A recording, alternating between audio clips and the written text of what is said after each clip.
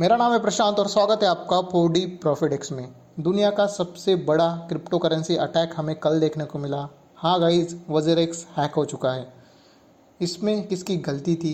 Investors को अपना पैसा वापस मिलेगा कि नहीं? हैकर्स ने किस तरह इस अटैक को प्लान किया?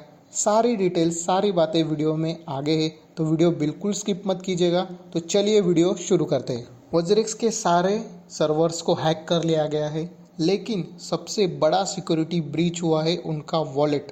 हैकर्स ने $230 मिलियन इन्वेस्टर के होल्डिंग से चुरा लिए हैं, जो कि वज़ीरेक्स के एस्टिमेट रिजर्व फंड का 40% से भी ज़्यादा हिस्सा है। इस ब्रीच को वेब3 सिक्योरिटीज़ फर्म साइवर्स ने डिटेक्ट किया है।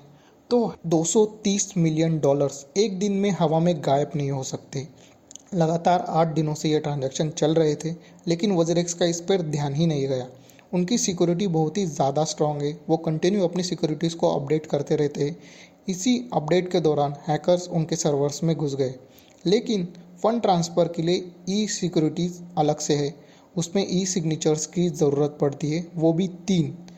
तो हैकर्स ने छोटे छोटे अमाउंट में ट्रांजैक्शन करना शुरू कर दिया, 10, 20, $50 का। इस ट्रांजैक्शन के दौरान उन्हें ई सिग्नेचर्स मिल गए जो उन्हें फ़ंड ट्रांसफ़र के लिए चाहिए थे। वो साइंस मिलने के बाद उन्होंने सीधा उनके सिस्टम में जाकर उनके सिक्योरिटी प्रोग्राम को ही बदल दिया। अब ट्रांजैक्शंस के लिए कोई ई साइंस की ज़रूरत नहीं थी, आप डायरेक्ट ट्रांजैक्शन कर सकते हो। तो उन्होंने बड़े बड़े अमाउंट में ट्रांजैक्शन स्टार्ट कर दिया, लेकिन उन्होंने वो ट्रांजैक्शन यूएसडीटी में नहीं किया, क्योंकि यूएसडीटी एक सैटेलाइट बेस्ड कंपनी है, वो उनके ट्रांजैक्शन को फ्रीज कर सकती थी। इसलिए उन्होंने इथेरियम में ट्रांजैक्शन स्टार्ट कर दिया। इतना बड़ा साइबर अटैक नॉर्थ कोरिया के लैज़रस ग्रुप ने किया था।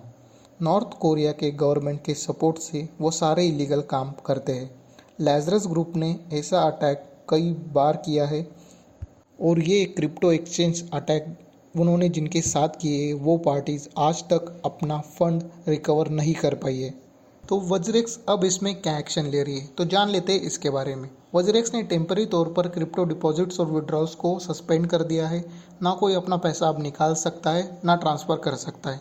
तो यूज़र्स को वज़ीरेक्स ने यह कहा है कि आपकी सेफ्टी का ध्यान रखा जाएगा, और ट्रेडर्स को ये सलाह दी है कि ट्रेडर्स को कृपया शांत रहे और सॉल्यूशन का वेट करें। इंडियन क्रिप्टो मार्केट पर इसका क्या असर होगा? वज़ीरेक्स के 50% एसेट को फ्रीज कर दिया गया है। ये काफ़ी सीरियस सिचुएशन है। इंडियन क्रिप्टो इंडस्ट्री काफ़ी समय से डाउन ट्रेंड में थी, अब वो थोड़ा रिकवर करने लगी थी, लेकिन इस हैक के वजह से काफ़ी लंबा डाउन ट्रेंड उसमें स्टार्ट हो सकता है। अब इन्वेस्टर इसमें क्या करें? TeFi प्लेटफॉर्म्स के मुकाबले सेंट्रलाइज्ड एक्सचेंज इस तरह के अटैक के लिए ईजी टारगेट होते हैं। क्रिप्टो करेंसी प्लेटफॉर्म्स हैकर्स के टारगेट बन चुके हैं। अपनी मेहनत की कमाई चंद पैसे या रुपए में मिलने वाले क्रिप्टो करेंसी एक दिन लाखों में होगी, और हमारी इन्वेस्टमेंट करोड़ों में। इस उम्मीद में लोग क्रिप्टो करेंसी में ज़्यादा इन्वेस्ट कर रहे हैं। अंत में आपको एक ही बात बताता हूँ, क्रिप्टो करेंसीज इन्वेस्टमेंट और रिवोल्यूशन के अपॉर्चुनिटीज़ तो प्रोवाइड करती है, लेकिन उसके साथ इन्वेस्टमेंट का सिग्निफिकेंट रिस्क भी आता है। इन्वेस्टर को अपने फाइनेंशियल गोल, रिस्क टॉलरेंस और मार्केट के डायनामिक्स को समझकर ही इन्वेस्ट करना चाहिए। तो अब क्रिप्टो करेंसी में इन्वेस्ट करना है या नहीं करना है, ये पूरी तरह से आपके सर्कमस्टेंसेस और अंडरस्टैंडिंग पर डिपेंड करता है। इसी तरह के क्रिप्टो करेंसी रिलेटेड वीडियोस के लिए हमारे चैनल को सब्सक्राइब कीजिए। वीडियो पसंद आया है तो लाइक कीजिए। अगला वीडियो किस टॉपिक पर चाहिए इसके लिए कमेंट कीजिए। तो चलिए मिलते हैं अगले वीडियो में। सोच समझ कर इन्वेस्ट करिएगा। Good bye.